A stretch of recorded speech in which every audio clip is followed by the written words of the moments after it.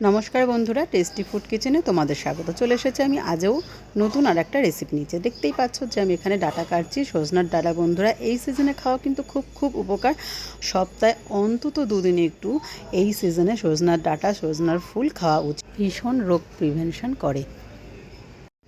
আজকে আমি করছি ডাঁটা দিয়ে পোস্ত দিয়ে। একদম 10 মিনিটে খুব সহজ উপায়ে ঝটপট কিভাবে করলাম সেটাই তোমাদের কিন্তু আজকে দেখাচ্ছি। দেখো, কড়াইতে একটু কালো জিরে ফোড়ন দিয়েছি, আর একসাথে পেঁয়াজ আর ডাঁটা আলু একসাথে আমি কেটে একসাথেই ধুয়ে নিয়েছিলাম, আর সেটা আমি দিয়ে দিলাম তেলে। আলুটা আলাদা করে একদমই ভাজলাম না, আর ডাঁটা তো ভাজতেই নাই জানেন বন্ধুরা।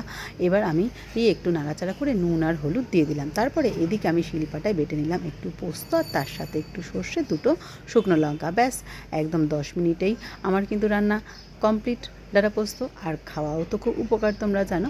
আর ডাঁটা পোস্তর জন্য পোস্তটা কিন্তু আমি একটু বেশ শক্ত শক্ত বাটি, যাতে পোস্তটা একটু গালে লাগে আর খেতে কিন্তু খুব ভালো লাগে। অবশ্যই একটু পেঁয়াজ দিই, মানে সবসময় দিই না, এক একদিন এক একভাবে।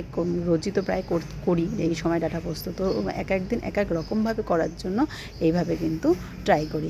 আর দেখো, পোস্তটা দিয়ে দেওয়ার পরে একটুখানি নাড়াচাড়া করার পরে হালকা একটু শিলটা ধুয়ে জল দিয়ে দিলাম। আর একটু কষতে কষতে কিন্তু আমার ডাঁটা আর আলু একদমই সেদ্ধ হয়ে গেছিলো। আর একদম শিল ধোয়া জল দিলাম, দিয়ে একটু নাড়াচাড়া করে একটু চাপা দিয়ে রাখবো 2 মিনিটের জন্য।